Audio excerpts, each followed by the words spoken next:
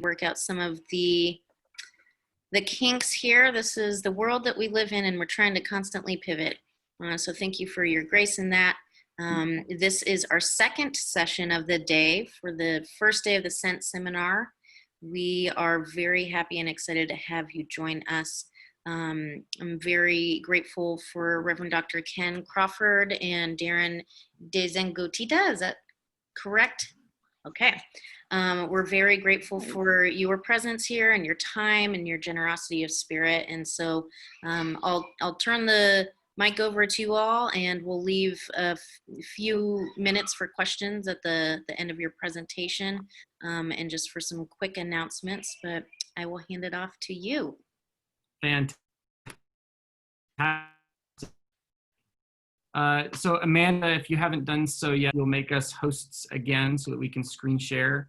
I know you did it in the previous room, but I don't know if you've done it in this room yet or not. So if you do that, please. And Darren and I are going to introduce ourselves, but before we do that, we'd like to check in and hear from those of you who have come for this webinar. If you'll tell us who you are, and you can do that however you want. You got about 30 seconds though. Who you are and what you want us to know about you, and specifically why you've come to this workshop. What is it that you're looking for? What question are you bringing? What answer are you seeking? What are you hoping to learn? Whatever. So who wants to go first?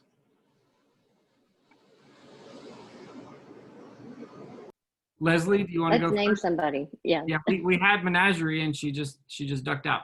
So Leslie, if you want to go first. Make sure you sure. Yeah, am I okay? Yeah. So my name is Leslie Taylor, and I am ordained in the UCC, but serving as serving as the senior pastor at First Christian Church in Concord, California. I am here because I am African American and serving a predominantly white congregation. The people of color who are in the congregation are either Asian or Latinx, but there's no other African American folks there. So,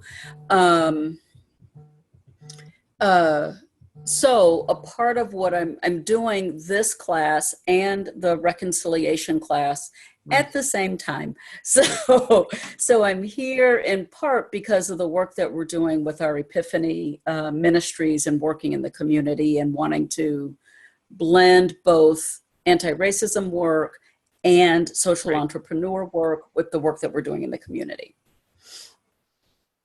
Awesome. We'll give you some opportunity to engage in that conversation more specifically toward the end. Great. Renee, tell us who you are and what brings you here. Oh, your mic's not on. There you go. Hi, I'm Renee Earl, and I actually go to Leslie's church, but I'm a senior seminarian and discovering what I want to do. And I've already done a project in public theology of a recovery and resource center for female identified women who survive sex trafficking. Wow. That may or may not have addiction issues. And my dream that is compacted with that is starting a church, a new church start that is pivoted towards 12 steps in recovery that engages them. So I know this is a new time and place in our world and in our state of California where I'm at, and things need to change within the congregations. And how can we do that and think out of the box and exactly where I'm at? So I think this will help me a whole lot. Yep, we'll address some of those things, and we can make some very concrete and specific introductions for you to some folks that are on similar journeys that can be sojourners with you. So yeah, absolutely. Good. Welcome, Renee. Thank you. And Mark, is it? That is correct. Mark Palmer. I am just recently. Perfect. Mark, tell us who you are and what you do. I'm sorry, can you hear me? Yep. All right. Good afternoon. I'm Mark Palmer. Just recently retired as from Woodhaven in Columbia, Missouri, as the CEO. Was there about 23 years. And part of my new role is I'm a contract employee with NBA, and I deal with the executive group and the executive peer groups and work on that. The reason why I chose this session is, I'm going to be real honest. I don't want to hurt anybody's feelings. The other option was writing a business plan, and I've written like 1,000 of them. So I wanted to get some new professional growth, and this was my option. So it's good to be part of the group, and blessings to everybody. Respect for that, and shout out for with individuals and their families with special needs over the generations. So thank you for that. Really excellent. And we'll actually speak a little bit to that as well. And Emmanuel, tell us who you are and what brings you here. Hi, my name is Emmanuel, and I'm a member of Faith Christian Church. I have a number of social entrepreneurship ventures that I'm involved in already, as well as serve as National Director of Information and Impact for the Actors Fund nationally. Part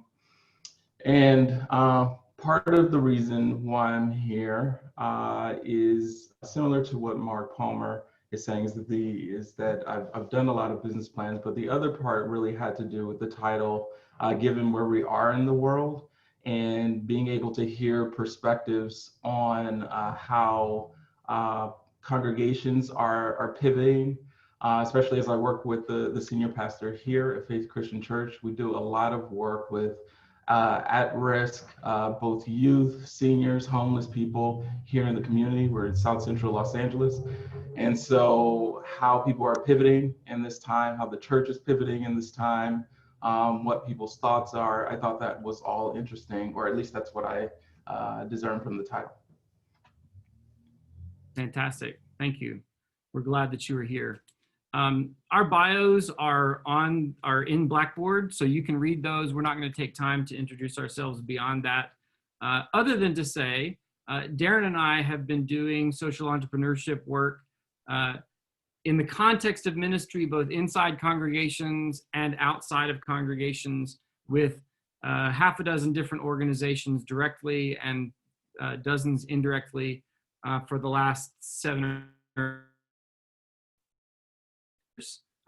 Based in Dallas, but doing that work nationwide. Most recently, I currently serve as pastor of a church where Darren came and helped me launch a co-working space. Prior to that, Darren was working, launching a co-working space in a church across Dallas on the other side of town. And now we're working together with a United Methodist congregation to help them think about launching. And the reason I say all of that is to focus on this notion of congregations pivoting. So I think that everything we're going to say can be applied to new churches. I'm going to frame what I say in the context of existing congregations. And part of that is because that notion of pivot suggests that we've been going one direction and we're going to turn and go another direction. So there's momentum, and there's pull, and there's stuff out there in that direction. And for some reason or collection of reasons, we decide, oh, we need to go this way. So one of those pivots is the question of beyond charity. Like, social impact is beyond charity. And one of the things that we want to focus on is that social impact is not simply identifying a need in the community and coming up with a program as a congregation or nonprofit or just a group of friends to address that need. Social impact is deeper than that, and it's more systemic and sustainable, we would argue, than that. And social impact is collaborative. It starts with the premise that the people, Darren, if you'll put up slide 4, please. It starts with the premise that the people around us have dignity, they have purpose, they have individuality and individualism, and they already have their own goals and their own dreams, right? When we look at the world and we see all these needs, even, Renee, to your point of people coming out of sex trafficking who may or may not have addiction issues or other kinds of challenges, like there's a lot there, right? There's a lot there. And that specific set of population, because that's certainly not a monolith, but that specific set of people, they also have all kinds of strengths and gifts and beauty and dignity and humanity. And charity too often, right? We look at Matthew 25, the parable of the sheep and the goats, and Jesus is really clear. I was hungry and you fed me. I was naked and you clothed me. I was sick and in prison, you visited me. I was thirsty and you gave me something to drink. I was a stranger and you welcomed me. Right, that's charity. There's a need. I've got an ability to respond to that need. I'm going to respond to that need. And absolutely we need to do that. If people are homeless because of fires on the West Coast or hurricanes on the Gulf Coast, that's not the time to create a program and do demographics and let's just get in there and do some response. And more systemically, why did we get in those situations in the first place, and how do we help ameliorate and prevent that from happening, that kind of stuff happening in the future? So this map is the particular context where I serve, and I do this just to kind of illustrate how we think about this. So you can see the congregation there, the church building. It's a big building. It's 34,000 square feet, and it sits on 6 acres in a wooded area. But then you can see the distinct neighborhoods that are around us. So each of those bubbles represents a very distinctly different demographic group. Park Cities is sort of the Bel Air or Beverly Hills of Dallas. Uptown is where the yuppies and the hipsters are. Oak Lawn, the people who live in Oak Lawn call it the gayborhood. It's significantly populated by LGBTQ community, both in residences and restaurants and businesses. The medical district, lots of young doctors and folks. Love Field is predominantly Hispanic, 96, 97%. North Park is historically African American. And so we're right in the middle of that, right? And so we could look in any of those from a point of view, even to the wealthy, and say, okay, what's a need that they have that we can respond to? And we could create a program and we could advertise it and we could get people to come to our program, maybe. Social entrepreneurship and social impact is much deeper and systemic, and it's about coming up with collaborative ideas in partnership with those folks. So the next slide raises a set of questions for us. These come from a mentor for Darren and myself, Reverend Dr. Elaine Heath, who most recently was the dean at Duke Divinity School for several years, and is now, she and her husband own a cooperative organic farm and a missional community. They host a missional community there and have launched a neighborhood seminary. But for Elaine, in the context of this work, she has these set of statements that guide us. The first thing we were asking, okay, what do we do? Show up. Just show up with your whole self. Second is pay attention. Notice what's around you, what's not around you, who's present, who's not present. And then recognize that God's already at work, and ask God, how can we cooperate with you? Too often the church has shown up with a plan in hand to God and said, okay, God, here's our plan. We want you to bless this plan. And this approach turns that on its ear and says, well, let's recognize God's already at work in the lives of the people around us. Let's ask them and God, what's already happening? And is there a way we can come alongside that and be a part of that? And then the fourth thing, which is the place I struggle the most personally, is release the outcome. Right? And there's a great story. Jesus tells a couple of variations of it, but he talks about, and one version, he says the farmer, he tills the soil and he plants and he waters and he weeds and he tends his garden over and over, day in and day out, and nothing happens. And then one morning he goes out and there's growth, right? And yes, the farmer had things to do, and she or he did not cause the growth to happen. And so we need to show up and do what's ours to do. And we also need to recognize that there comes a time when we can't control it, and we need to trust that God is at work in some form or fashion. And I can't remember what the next slide is, Darren. My screen has popped up. We're going to talk about our neighbors. Yeah. So as we think about our neighbors and think about your context, right? I showed you a map of my context. Think about your context, either where you live or where you're doing ministry, if those are different. And think about who's there. Who do you already know that's in that place? Do you frequent restaurants? Do you know the people that work in the restaurants? Do you frequent the same stores, and so you know the people that work in those stores? Do you have any connection with the city government in that place? Either at the tax office where you register your vehicle, or the place where you pay your water bill, or whatever those things are, wherever it is in that community where you already have some face-to-face connections, start there and find ways to cultivate relationships and find ways to ask them, well, what's going on in the community that is interesting and exciting to you now? One of the ways to ask that, if you don't have a relationship with folks, asking them, well, where do you see God at work?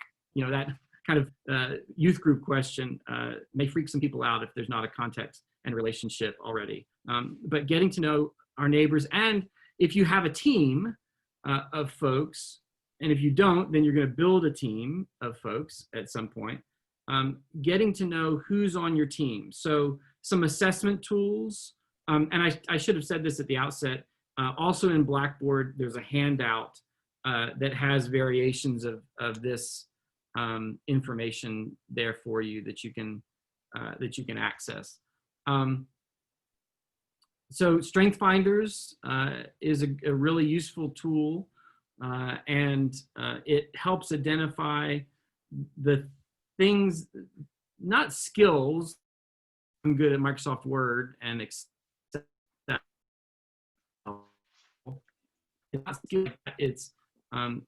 It's approaches to people and tasks, and it's the way you show up with your energy in relationship to people and tasks.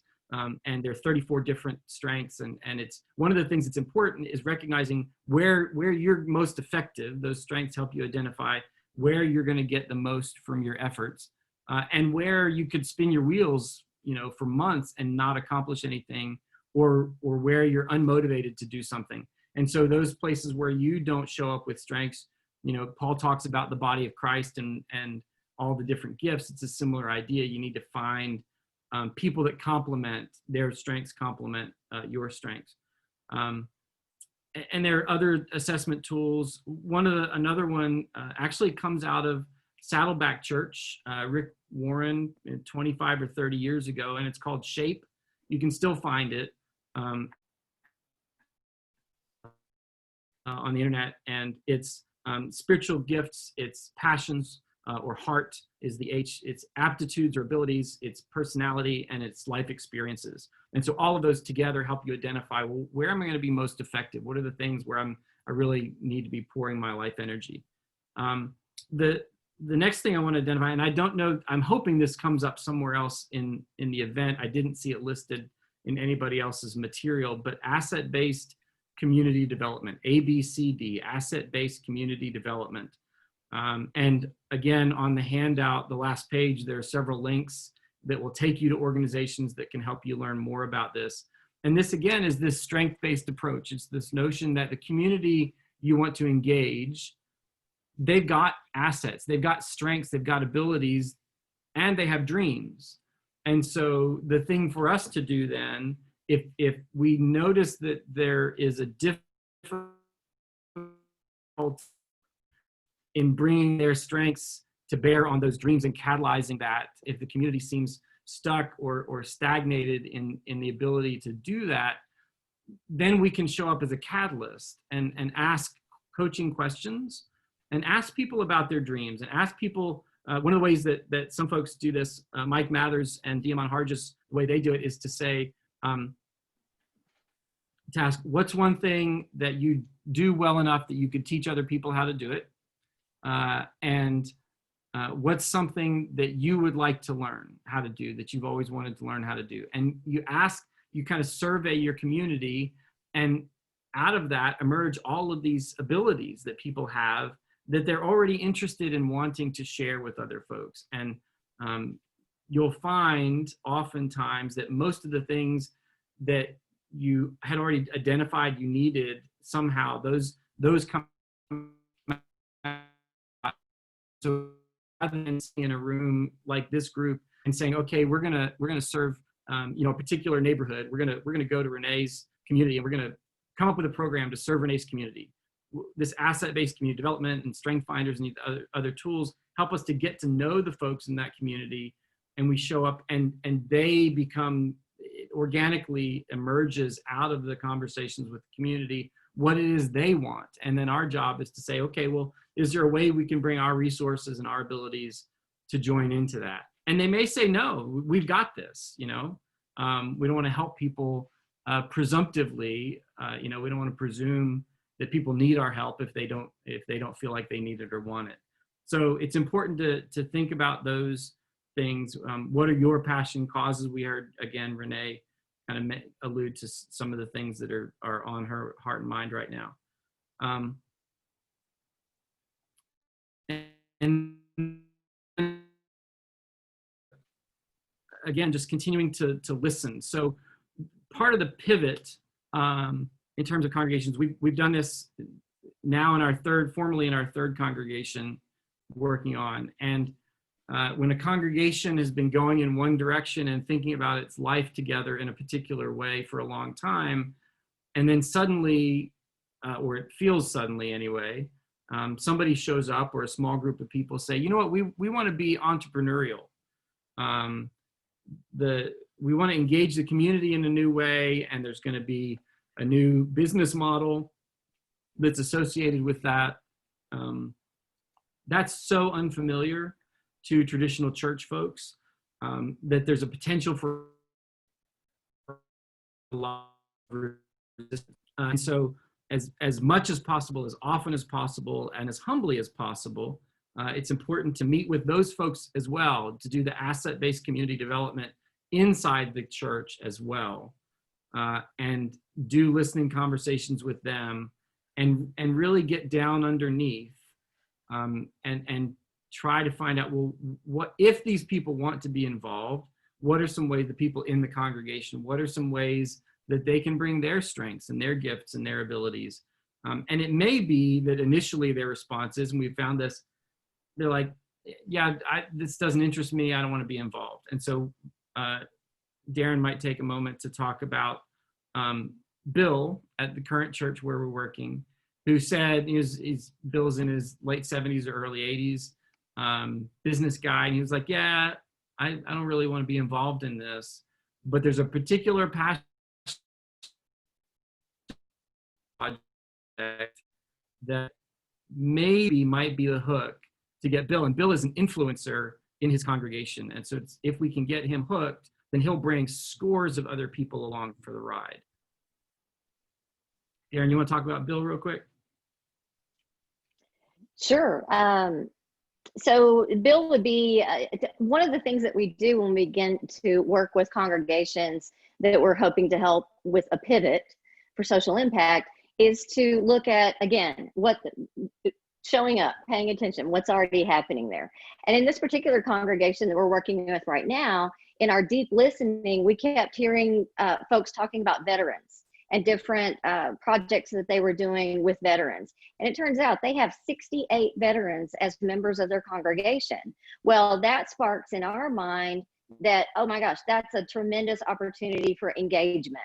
It's something that they're already comfortable with. I mean, if you start going in immediately with, hey, we're going to help with sex trafficking, and that's something that they have no experience with, there can be a lot of, well, tell us more about that kind of thing. But if you go in with something that we already know is an issue, but what we can help them with is they were doing things like care packages for veterans that they were sending off to folks who are currently deployed. Great. Which Nothing is wrong charity. with that. That's charity, not social It's impact charity. and entrepreneurship. Right. And the way I was going to describe that is that's something that sort of keeps the folks at arm's length. You're not in relationship with. And so then how can we create an opportunity that says, all right, what are the folks who have come back who are experiencing, we all know, mental health trauma, mental health, things like that. And then we made the link that there was already mental health counseling going on in the church, but things were very siloed. Things right now are very siloed. Those folks don't talk to each other. There's not a lot of collaboration there. So what we create in the environments that we're a part of consulting with is to make those conversations happen with intentionality and then listen for what seems to be emerging out of those things. So in our experience of we did a retreat a few weeks ago, and the senior pastor said, well, why don't we just call up the VA and see if they want to rent a room, right? Very transactional. And yes, absolutely do that. But when we go from the transactional to the transformational, when we make that pivot as a congregation, that's our opportunity to say, all right, how do we offer enormous hospitality to the folks that are coming? How do we go from, hey, we're going to unlock the door for you and welcome you and take money for the room rental, to, hey, we're going to have a lunch for you afterwards. We would love to get to know more about you, that kind of thing. If you want to be a part of it. And then as part of the co-working movement, hey, do you need a place to be looking for your next job? Or is there something that you could teach to the rest of our group here? And so really beginning to engage in a way that that is right for them, but takes it again from the transactional to the transformational. So Bill Downs, for example, is a octogenarian, I do believe. And what was so wonderful, he said, he doesn't quite see himself in this new project at this church. He says, I don't know how I can be a part of this, but I can't get it off my mind. He said that the other day. And so he's still, like, his heart's open. He just can't quite find his place in it yet. And so part of the social impact, when we think so much about the impact that we're having externally and on folks from marginalized populations and things like that, we've got to remember that right there, all this time, has been this wonderful man, Bill Downs, who has this heart for the veterans community and is a veteran, and he wants to see himself in this. And that's internal social impact. But only through that engagement, through that external population, are we going to have that opportunity. And only through pivoting from transaction to transformation do we have that opportunity. And I have no idea if that's what you wanted me to talk about, Ken. How'd I do? That was perfect. So when we think about this pivot, another piece of that is asking the question of who is the church for? All right. Is the church primarily for, and it's not either or, but if you've got a, you know how you stand with more weight on one leg than the other sometimes, right? You kind of flip your hip out like this. So if you're doing that and more of the weight or more of the energy or more of the emphasis or the direction, the trajectory of the church, is the church for church folk, Christians, people who already believe, or is the church for the world, the church for the folks outside? And I want to argue, I think we want to argue that yes, the church absolutely needs to be responsive to the needs of the people in the congregation, or folks aren't going to stick around. And the ultimate goal of that is to build the kingdom of God on earth. And so it's about the world. It's about serving the world, right? If in fact John 3:16 is true, that God so loved the world that he gave or sent his son, then and we are the body of Christ, so we're the continuation of the incarnation. Jesus left, and he left the church, and the Holy Spirit that was in Jesus, empowering him to do and to say is now in us, empowering and equipping us to do and to say the good news. And so Jesus didn't focus on himself and his disciples only, but he focused on equipping them so that they could then go out and serve the world.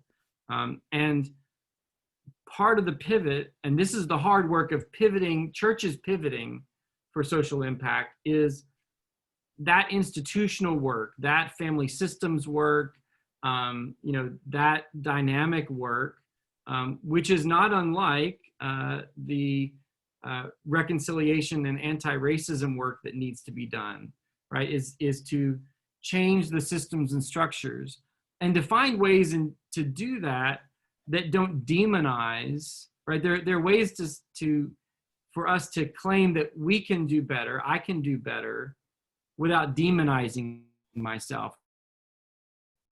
I'm worth anything, I'm horrible, look at all the bad things I've done. But to say, maybe I was doing the best I could and I can do better, or more simply in terms of churches pivoting for social impact, maybe what we were doing was the right thing to do in the 50s, 60s, 70s, and 80s, and even into the 90s. It's no longer effective, and it's not going to serve the church of the next generation and the generation after that. And so churches need to pivot in order to be who those coming generations, right? Because for 5 or 10 generations, each successive generation basically wanted the same thing its predecessors wanted from the church. And that's not true anymore. And so churches have got to pivot. And pivoting to social impact as not the driving force, but a driving force and a focus of our energy is one of the ways to do that. And part of the reason that's one of the ways to do that is because it gives us a platform from which to engage people in the community that isn't saying, come join my church, come, are you a Christian? Come be a Christian. It's simply saying, hey, we want to do good in the world. We'd love to do that alongside you. Does that interest you? Right? And let that be enough. And then in the context of those relationships, I certainly don't want to lay down my evangelical claims, but in the context of those relationships, then in a very natural way, I get to ask people about their spiritual journey, and I get to tell them about mine, and we get to do discovery together about God and the mysteries of God.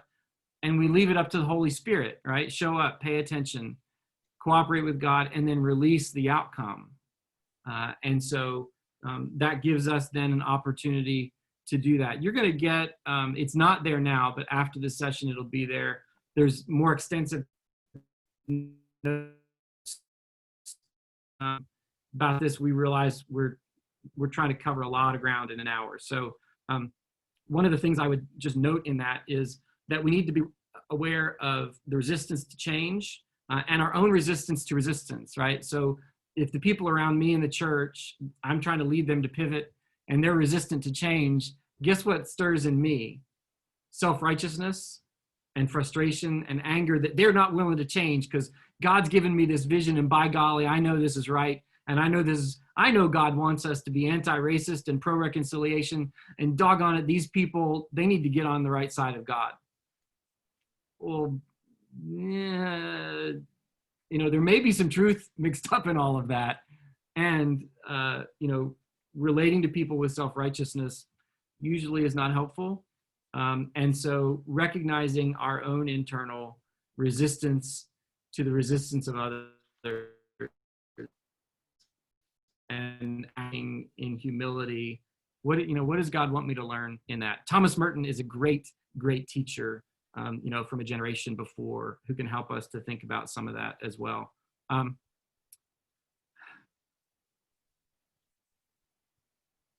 There's just so much. Hang on a sec. I'm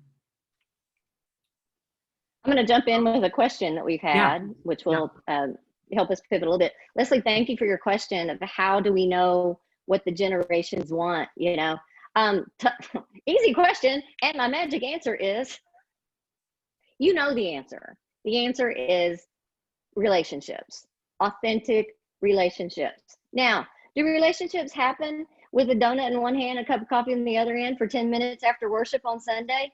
No, they don't. That's when everybody's got their mask on You know, that's not when it happens. And this is a good time to kind of talk about, we've kind of talked about the why we do this, and now we can kind of spend the rest of the time talking about kind of the how we do this. And honestly, I start every one of these projects with one simple thing: have lunch together. Are you gonna have lunch? Will anybody else show up? Do that.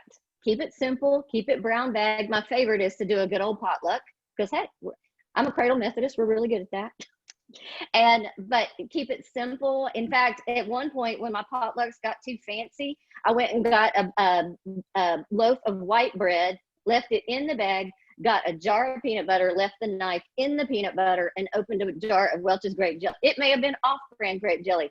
My point was, it needs to be accessible. And in fact, I love to start with rice and beans, because I call it sacred rice and beans. It cuts across most cultures, many cultures. And so that is where we start. And no agenda. You know, Ken and I often say, you know, it's just lunch. Lunch is just lunch. Lunch is good enough, you know. It doesn't have to be intentional conversation around an open-ended question, because it's your first lunch, and then it becomes a coffee, and then it becomes something else. And for us, you know, when we go back into these beautiful old buildings, these old churches that sit there empty Monday through Friday, 8 to 5, which are, as you know, business hours, we think, what could we do with this place? And for example, in Ken's church, with 60-something thousand square feet that included a dog park, a working stage, you know, multiple tens of thousands of square feet of classrooms, wonderful people, an amazing tree that you just want to climb up in and sit there all day. I mean, on and on and on. The church that I'm working with now is 100,000 square feet on 36 acres. And it's way overbuilt. You know, they built it 20 years ago as they were on the ascent. Actually, they were a little past the ascent. When they started planning for it, they were on the ascent. And now, y'all, it is just miles and miles of empty space. Full court basketball gym with lockers and showers and all of these things. So now we're in the process of helping them dream and imagine and just envision, well, what would you do? You know, we kind of open the door. We have this spirit of improv, which is the yes and idea of, sure, what's your idea? Come on in, let's talk about it. I don't know, could we do that? Could we have an urban farm? Could we have a dog park? Could we have aerial yoga, or my favorite, juggling chainsaws? I don't know. We're gonna need some liability insurance for that for sure. But just beginning to welcome and welcome and welcome. And the framework that I do that around, my evangelism, is the movement we call co-working. And this is something that emerged about 15 years ago. I've been part of it since 2013. And you may know it in its more modern kind of corporate sense of WeWork or Industrious or Regis or like executive office suites. And that it kind of took a commercial real estate corporate turn a while back. The pandemic's having a lot of fun with that. But kind of all along through that has been the community-based co-working movement that is interested in three things. The first one is accelerated serendipity, which means we're not sure what's going to happen for you today, but we're going to help it along. It's the show up, pay attention, cooperate with God, release the outcome. We call that accelerated serendipity. The second one is creating spaces of joyful belonging. And so those are places that like you want to be there. I mean, people pay money to come and work in these spaces because it's a place that they feel good about being there. They see their friends there. This is kind of the throwback to our young adults who say, yeah, I was really involved in church because I went to youth group because my friends were there. This is the new, I go there because my friends are there piece. And the third one is dismantling loneliness or finding connectedness. And so those are the kind of the three things that we focus on. Ken, did you want to add anything before I move on? No, that's Anything good. I was going to pop in the slide to show. You're going to do the slides? Okay, sure, go for it. Can you do that? All right. So tell me when y'all are looking at slides. Are y'all looking at slides? Not yet. Cool. Here it comes. Oh, you're not looking at slides? Okay. Here it comes, here it comes. Oh, there it is. And can y'all see me talking while you're seeing the slides, or can you only see the slides? You can see me? Okay, cool. Because I'm really emoting and using hand gestures, and I want to make sure that you're getting them. Fantastic. So as Ken mentioned, we've worked on several projects together. The first one that we did, that we worked on, was actually not a church. It was started by a couple of pastors that intentionally did not put the co-working space in a church. They put it in a repurposed warehouse building that actually was overlooking Dealey Plaza, where JFK was assassinated. And if you're familiar with the Zapruder film, this is actually the building where Mr. Zapruder had his business. Very interesting building. And so this is the place where we sort of got the co-working bug. Very, very supportive. It's so funny that the young gentleman that's sitting right there actually came and had lunch with us for our first lunch launch at our new iteration yesterday. But this is the place where we got into the flow and the supportive nature of co-working. The second one that you see here was at White Rock United Methodist Church on the east side of Dallas. This was a 67,000 square foot church, and we had the 14,000 square foot basement. And we're going to look at some more slides that talk about that location. The third one is Ken's Church, which is Central Christian Church of Dallas on the west side. That's the map that y'all just saw. And the whole campus now is called Central West Side. And Ken can tell you a little bit more about that. And then the fourth one is the one that we were just launching, the Big Church in Plano. So now you can move on, Ken. So when I talk about a 14,000 square foot basement, it was dirty and full of debris. So some of the photos you're going to see here are going to be the after, and there'll be a few of the before photos. And also, we could talk about this for 4 hours. So I want to invite you to, if you want to know more about taking existing space and converting it to co-working space or community center types of iterations, then you're welcome to join us. And every Friday, I have an open call where we discuss these things. But the pictures that he's clicking through are this basement that we turned into this very fun, lively co-working space where we were able to see a lot of cool things happen. So there were art spaces. We took the big church kitchen and converted it, made it a commercial kitchen where we could teach classes and have caterers and things like that. So this is one of our art spaces. And so innovation is really one of the keys to what we do. And when I say the word innovation, it's really important to know that before you're able to innovate, you got to get uncomfortable. So when you're working with church boards of directors and committees and things like that, we don't want to see the same people that have always served on certain boards and committees and have a 14-point strategic plan that they pull out to do things. We want to see real innovation, which means you don't know where you're going with this, especially if you're trying to make social impact. If you're starting with people that all look just like you can't innovate because all the voices aren't at the table. Yeah, and that's what you're looking at here is a great example. Go ahead. I was going to say, show up and then pay attention. And, you know, one of the pay attention pieces is who's not in the room. So one of the phrases that we use that we borrowed from our friends in the disability community, among others, is no conversation about us without us. So if you're talking about a program that impacts a group of people who aren't in the room during the conversation, the first thing to do is to change the agenda of your meeting to say, how do we get those people in this conversation? Mm-hmm. Who do we know? And if we don't know anybody, why don't we? Yeah. So, and then improvisation, that's what I just talked about, which is the yes and. You know, I often say when we launched Central West Side at Ken's Church, I had no idea that my first 2 members who walked through the door would be a flamenco fusion dance company and a Jewish bagel maker. But that's who showed up. So yes, and what kind of floors do you need to do flamenco? I don't know. And what are we going to need to have certified in here so that you can, and y'all, I highly recommend bringing bagel makers because that picture, if it was Aroma Vision, oh, made the whole church smell like fresh baked bread. It was amazing.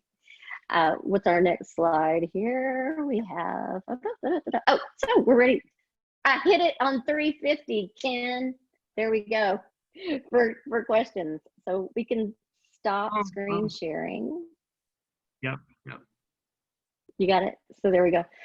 But the whole piece about how we do that, how we cultivate community around creating those spaces and welcome those different things. The reason that, because the idea is we don't create the social impact. We create the infrastructure and the community around listening to the folks that are coming that will create the social impact and supporting them, helping them find funding, helping them do business plans, Mr. Mark Palmer, helping them find marketing opportunities, connecting with the other people that are there working and share those interests. So it's that platform and that infrastructure, and then helping the congregation pivot to welcome those sorts of activities that they may or may not perceive as the work of the church in the world. So that's the other pivot, is this line we walk between the external community, or really not seeing the line anymore, honestly, but welcoming the existing congregation who may not be on board and helping them understand how this is an expression of church for a new time. And right now, of course, this is all happening in the pandemic, and we are finding that we have a tremendous opportunity at churches, because you know what? At this church in Plano, we can safely welcome people to have meetings of from 12 to 20 people with safe distancing. We have those kinds of big open spaces. So if you're thinking about a fellowship hall, even a sanctuary where you're able to pull, if you don't have pews, we have a big gathering space where each person who's attending the meeting can come and have their own 6-foot table. We've got the tables, we've got the chairs, we've got coffee, we have Wi-Fi, all of those things. And to be able to help small, even corporate teams who don't have safe places to meet anymore, or their corporate policies are saying, no, you're not coming in, and we're not taking on more real estate, to welcome them and to provide that human interaction safely is something that churches are able to offer right now. So that's one of our unique value propositions that we're doing. We use a lean canvas methodology to do this work. And we're actually working through a frame of that frames it for ministry called Lean Faith Canvas. And so these are the kinds of things that we teach and we do. And you're welcome to talk with us more every Friday at 12 o'clock noon. We have a virtual potluck lunch, and there are links to that in the resources in Blackboard. So, questions? We have one posted here. Let's see. And she says, feel free to unmute. So Renee is asking, any ways in particular to guide an existing congregation to open their minds to these changes? Yeah, it's a thing. So one of the things that we learned again from one of our mentors, Elaine Heath, is you have what are called persons of peace. Those are, and in neighborhoods and in asset-based, when we're doing neighborhood development, we also call them gadflies, you know? They're the mamacita who makes the best churros, and she knows she's up in everybody's business, and she knows, and she has the respect of everyone. She kind of drives everybody a little bit nuts. That's your person of peace, right? So that's your first relationship, to a reciprocal relationship to have. Maybe it's the guy who's out working on his cars all the time. Maybe it's the fellow we talked about earlier, Bill Downs, who he doesn't really get it, but he just kind of, I mean, when that came out of his mouth that he just can't get it off his mind, that's our person of peace. And we want to explore that potential relationship and the reciprocal relationship. Well, what does he need? You know, to be 100% transparent, Ken is really struggling right now through 4 years on from the launch of what we've done at Central West Side. We are still struggling with these issues. And to be honest, it may mean the end of our project there. It's life. I mean, don't get me wrong, it's going great. The end of the congregation. I mean, the fact that we are bringing an additional 1,000 individuals that have nothing to do with the congregation to the campus every month, just doesn't translate to church for some folks. And from that, now we have, now that we broke that, build it, break it, do it again, we're having a different approach on this new project. We're doing a lot more of the engagement work that we could have done differently, maybe in the beginning. I don't know. Ken, you're welcome to speak to that, but we like to be super transparent about how hard this work is. I mean, y'all know, I don't have to tell you that. Yeah. Ken, do you want to speak to that? Or? Yeah, just briefly, I think there will be, there will always be people who don't get it, and there will always be people who resist. And you have to decide how much of your life energy you're willing to invest in those people and those conversations. And congregations pivoting, traditional legacy congregations pivoting, 20th century congregations pivoting.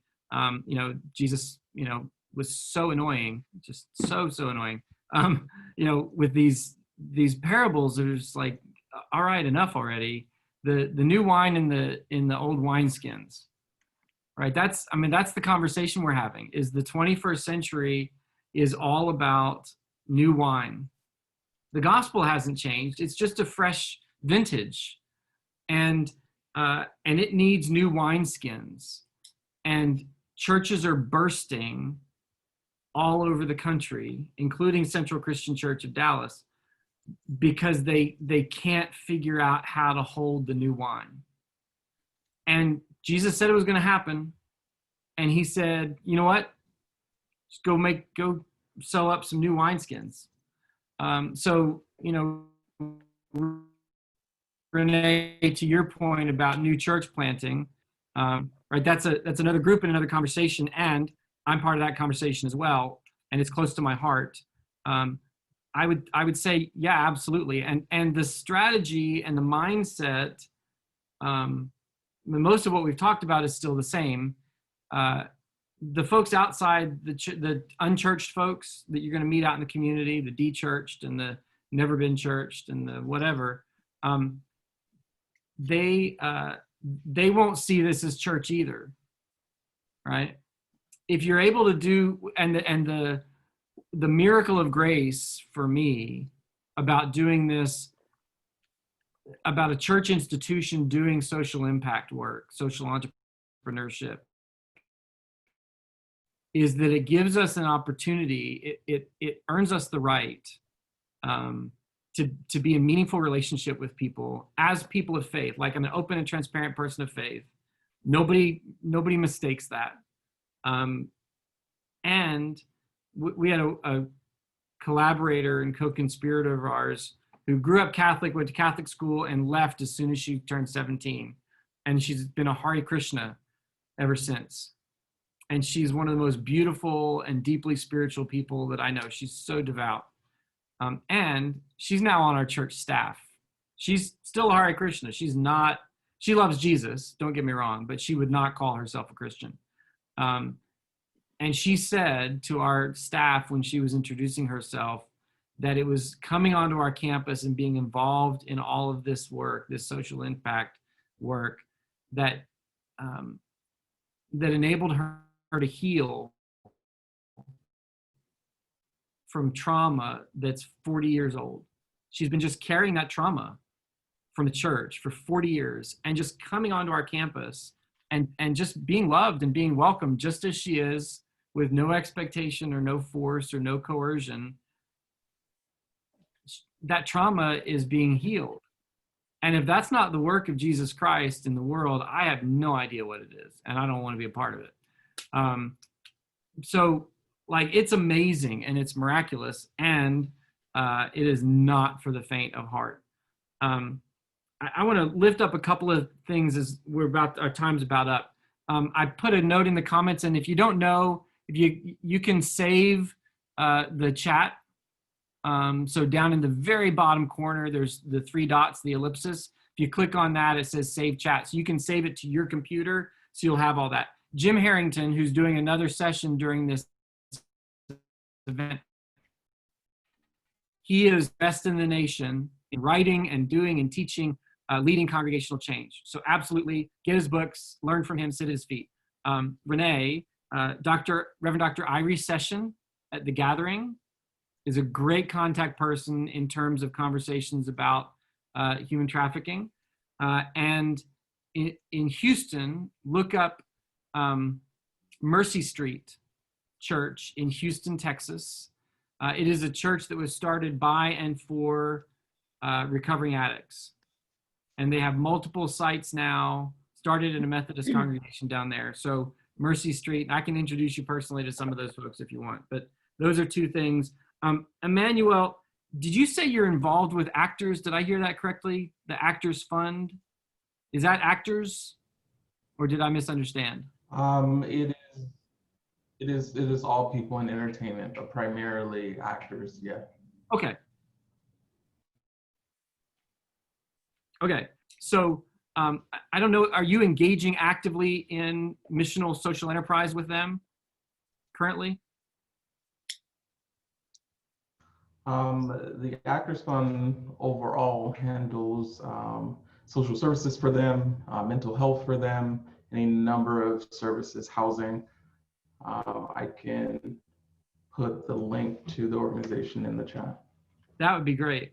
Yeah, because that set of relationships, that's a great example of that set of relationships. Start having lunch and coffee with some of those folks and listen for the work that they want to do in the world. And then look for social impact, social entrepreneurship ways that could come together. And Mustard Seed Conspiracy, Tom and Becky Sign, Tom Sign and his wife, I'm sorry, I can't remember her name. Mustard Seed Conspiracy is another great story of how we go into a community and we dwell in the community until we earn the right to get to ask deep questions. And it's through that asking of questions that the social impact work emerges again out of the community. So it's not going in, right? It's leveling the power. I mean, I'm at the top of the privilege ladder. I'm a straight, middle class, overeducated, white guy. Like, right? And so I've got to, as that guy, I've got to say, okay, how do I come down the ladder and get to a place where I can come and meet people face to face? And then how do I not put myself in the middle of the conversation, which is what churches historically do. 20th century churches, when they think about serving the community, the church is always the center of the conversation. Because we've got strengths and they've got weaknesses, and our strength's going to meet their weakness. And so we've got to decenter ourselves. Social impact is all about decentering ourselves as church and bringing into the center the people at the margins, or inviting into, right? We can't bring them, inviting into the center. We're having to go, Ken. Okay. Sorry. So, Sorry. thank you everybody so much. Thank you, Ken. Like, we could go on all day, right? Yeah. And we would love to continue these conversations with you. So we've dropped some links in there. We would love to have you on our calls on Friday. And thank you so much for the good work you're doing. Thank you all. Thank you so much. Boys. Our closing session starts in 12 minutes, so we will see you all there. And it sounds like most of this content is on Blackboard. So thank you, Ken and Darren, so very much. We really appreciate your voice. Our pleasure. Thanks so much. Mm-hmm.